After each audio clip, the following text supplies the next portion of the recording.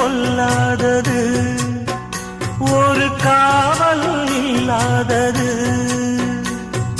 ஊதக்காத்தில் வஞ்சி மாது ஒத்தையிலே வாடும்போது போர்வை போல பொத்தி அணைப்பே.